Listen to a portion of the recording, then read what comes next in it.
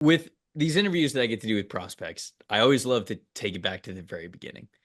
Tell me about your sports journey. When you were growing up, did you play a bunch of different sports? When did you get into football? And then I got to know, when did you grow to be so damn tall? Yeah, starting out, I come from both parents who were Division I athletes. My mom played volleyball at McNeese State. My dad played basketball at A&M and then McNeese State. So growing up, they really just put me in all sports, not knowing what I'd really grow up liking. They didn't really force one sport on me. So I grew up playing, soccer, basketball, football, baseball. All of them. So really I grew up playing all the sports. Baseball was my main sport when I was younger. Just being from Texas, travel ball is a real big thing. So I grew up big on baseball. Once I got to about fourth grade, I was taller than everybody, so got really big into basketball, thinking that was going to be my sport. Played AAU all the way up until eighth grade, and then my freshman year of high school, they called me up. I think after the first week of the season, and they called me up to varsity. So I played varsity as a freshman, broke the sack record my freshman year, and then got an offer from Texas A&M January of my freshman year. So I was like, yeah, well, screw basketball. I'm gonna stick with football, and continued with football, and it's brought me to this point. Okay, I grew up playing soccer, so I want to go back to soccer like a little bit. Were you still playing soccer when you were super tall? Because I have to know, So like, okay, so you were playing soccer when you were smaller. Because I I, had to know, like, if you were a striker just because you were taller than uh, everybody else, or if you played goalie or something. So I no, I think that played so answers. far back, I honestly don't even remember playing. I was like, I think I stopped at like seven, 6, 7. Would So you would you play in baseball? What position did you play? first base, and then in high school, my junior year, I stopped playing baseball in seventh grade because AAU basketball and travel baseball didn't mix up right with times, and I was better at basketball at that point. So I stopped playing baseball, and then my junior year of high school, the baseball coach he knew my little brother was really good at pitching. My little brother was like in eighth grade throwing. I think he hit 92 in eighth grade or something. So yeah, he was freakish, and I guess my baseball coach thought I could do the same. So I talked with them. I pitched a little bit my junior year. We made it through about two tournaments. We didn't even start regular season yet, and COVID hit. So Hmm. rest of the season got canceled. So that never happened. But yeah, I pitched a little bit in high school, and then mainly first base though. Does your brother still play baseball? Does he play baseball anywhere? He's actually stopping this year because he's in his senior year, and he's committed to Texas right now. So he's enrolling early, but he's playing Wow, at this point. that's awesome. Wait, is he gonna play for Texas or are you just going to Texas? He's going to Texas to play football. So Oh, nice. uh, What position does he play? Now I gotta look him up. he's a defensive end as well. He's number 13 in the country right now. Wow. Definitely, Okay. I do think he'll end up being better than I am. So he's I, really talented. if he's gonna be better than you are, that's really saying something. Now I gotta look him up after this. So okay, what I read that on top of you saying that you broke the sack record when you were a freshman, I read that you played a little bit of defensive end, but also some tight end. You played both ways. I'm curious, did you ever consider tight end? Like some guys just love offense more than defense, some guys vice versa. Do you ever like think or did you get recruited at all as a tight end? I talked about it a little bit. With Texas A&M, they kind of were interested in both, but mainly DN. I had a Hmm. really good relationship with Coach Price, their D line coach, and but for the most part, it was defensive end. I was pretty talented at tight end as well, but I feel Hmm. like my style of play, I like to hit, so defense was definitely more of my style. Makes sense. That makes sense. So I read now, obviously, like a lot of the things that I know, obviously, I just read anywhere. So if anything is wrong, please feel free to correct me. Sure. But I saw in your recruiting profile that you were like, I don't know, like 230, 240 as a recruit. Yeah. And now I see on your Arkansas profile, you're 280. Like they got you listed all the way to 280. So I gotta know, like, give me the weight journey too. Like, tell me, like, okay, how are you gaining like 40 pounds from your recruiting profile all the way to sort of where you are now? Was it like straight like a peanut butter and sandwich at 3 a.m. type of a bulk type of a thing? Or like take me through that journey, how you got to this point. Honestly, my weight has always been so weird. Like in high school, I'd say I was always around 220 to 240. My senior year of high school, I broke my ankle, and then I wasn't able to walk for a year. So Hmm. I got kind of sloppy big. So I got to like 285, 290 sloppy though. And that was my freshman year at LSU. And I think right right when fall camp started, that's whenever I started. I went from walking straight into playing. So uh got back into playing shape a little bit. I want to say I got down to about 275, 280.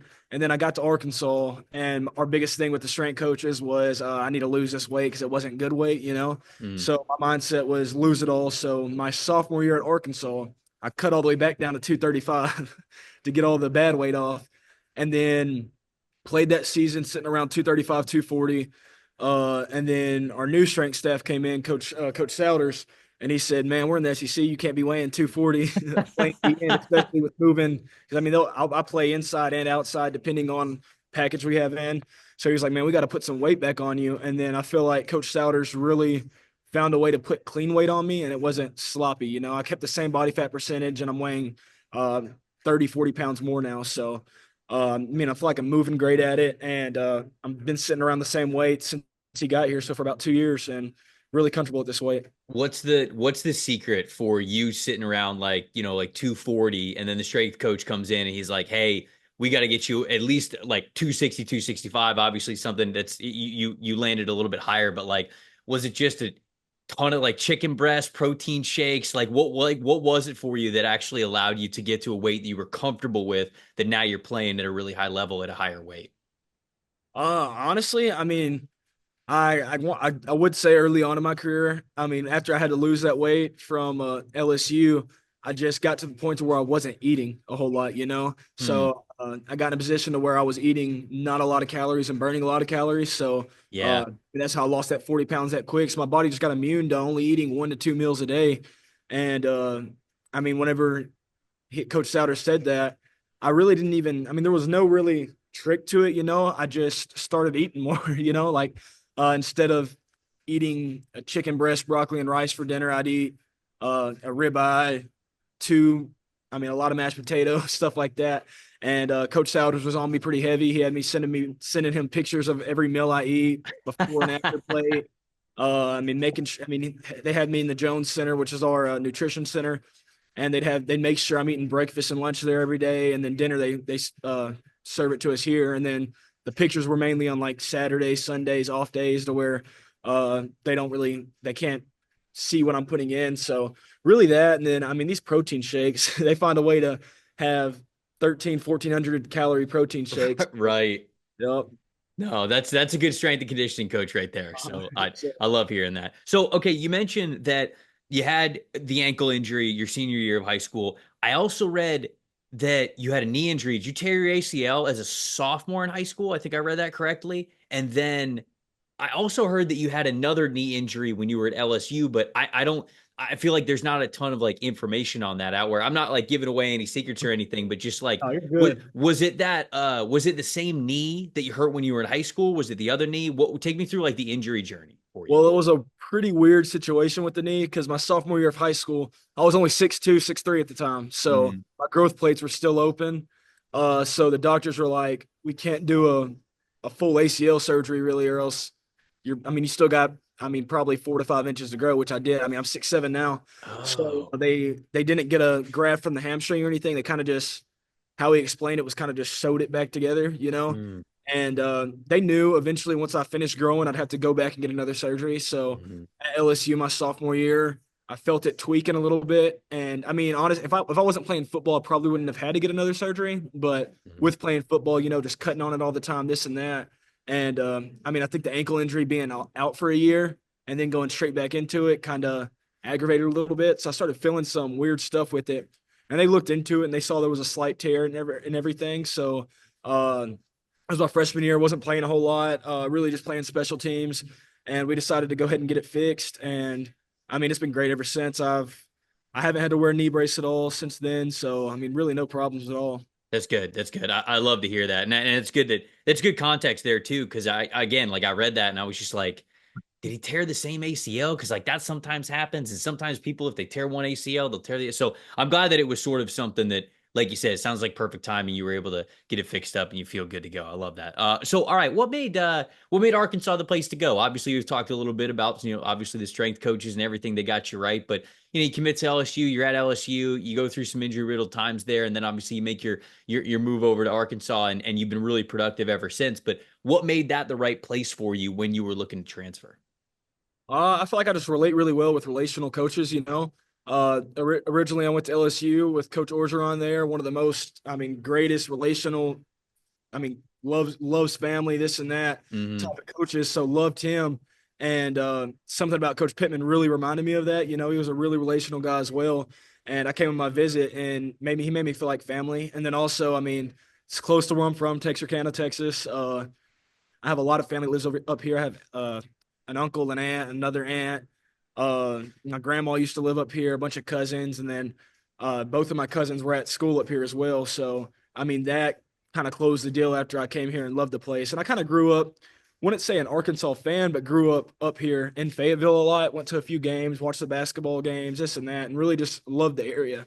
So once I came here, it kind of just finalized it. I really didn't talk to any other uh, schools out of the portal because once I want to say right when I entered the portal, Coach Pittman called me. We scheduled my visit, and I was like, I'm gonna see how this goes. If I don't like it, then I'll start getting back with other coaches. But right now, my mind's really set on Arkansas. So I came on the visit, and I mean, everything kind of just worked out. That's awesome, man. Yeah, I've been to Fayetteville once, and campus was really cool. I mean, it Oh was an yeah, awesome beautiful. place. It was a great city, super underrated SEC town. I would definitely say that. So you were talking about how when we were going back with tight end and defensive end, you said I like to hit people. You play a very physical style of ball, and I guess that I have another question that I could sort of morph into this one. You play a lot of inside and out stuff, like you mentioned. You'll be lined up anywhere from feels like nose tackle all the way to like a seven technique, and so that versatility and that physical style of play. Where's that come from, man? Is that just the reason why you love the game? Did anybody kind of, instill that in you as you were growing up playing football? And then sort of again, that versatility as well. Where did that sort of come from? Were you more when you say you play, okay, I played defensive end in high school. Now they're kicking you inside. They're having you do all sorts of different stuff. So take me kind of through that, how you have the mentality that you have for the game, and then what goes into that versatility for you.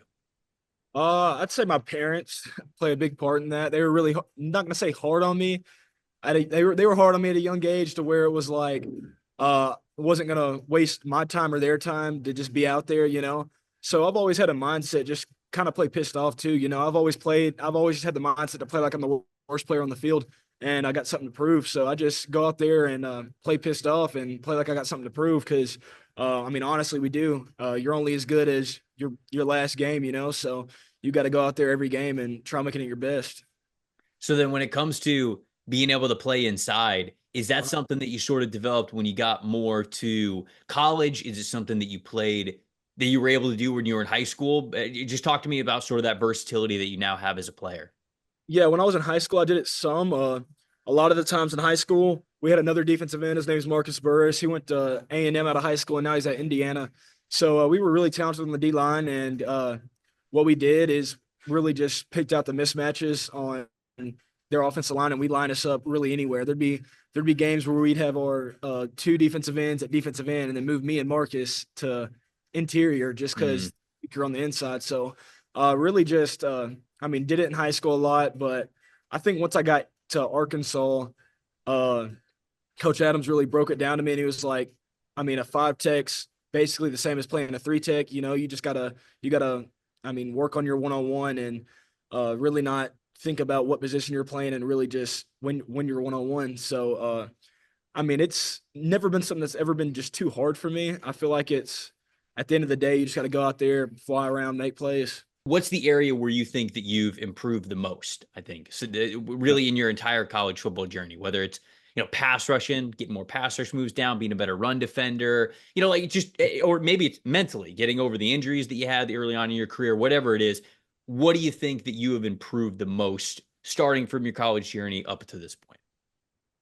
Yeah, I'd say the biggest thing I've really have improved on is, it's got to be taking coaching. You know, I've gotten to the point to where it's, wanting to be coached with everything. You know, when I was younger, not gonna say I feel like I knew it all, but always not gonna say always.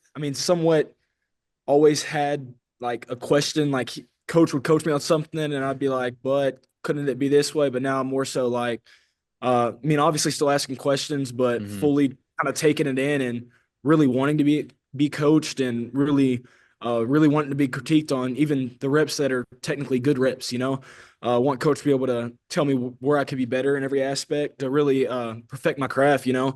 And then also, I'd say my run game, I've gotten a lot stronger, and I'm able to kind of hold a point a lot better. So I feel like I've really improved on that. And then in this past year, like you said before, I do feel like I've improved a lot on pass rush moves. You know, still trying to, I guess, kind of get a bigger box. You know, Hmm. but I mean, I feel like I've improved on those areas for sure. Sure. Yeah. Anybody in the NFL that you love watching, whether it's casually or just guys that Yeah. you study on film that you maybe equate your game to or take a little bit from here or there? Yeah, I really like watching guys like Max Crosby, and then I mean Cameron Jordan's a guy that I've been watching since I was real young, you know. Hmm. And then also Aiden Hutchinson, he's having I mean a great year right now. You know, Yeah. his get off is insane. All right. Last question I got for you. And I For love sure. asking people this. When you were not at the football facility, obviously what you guys do, it's so ingrained into the game of football and getting better and recovery and strength and practice and games and all that kinds of stuff. But there is a life when you are not at the facility. You are doing something. So when you're not at the football facility, what are you getting into? You got any hobbies, video games, reading, going fishing, bowling, like things like that? Like what music, movies, like what do you love getting into when you got a little bit of free time for yourself? Yeah, well, I actually got married this April, so I spent a lot of Congrats, man. That's awesome. appreciate it, and I spent a lot of time with my wife, my dog. You know, I try taking her to dinner at least once or twice a week. You know, Smart. a date night, and then I golf here and there as well. So really, Ooh. really those two things for sure. How long you been golfing? Now I got to ask a little bit about the golf game. How's the golf game look? Yeah, it's really started with the wife's family, you know, and I mean I was terrible at first, so I started out freshman year of college, and I've progressed quite a bit. So play really any chance I get, really enjoy it, really relaxing just being out there. So really do that quite often. With you being 6'6", 6'7", I bet you hit the ball a mile. Is that true? For the most part, yep. Not always straight though. Now, well, yeah, we work on that part. It's all right though. As long as you got opportunities where there's a par five coming up and you get to load up, you're the kind of scramble player that everybody wants in their team. So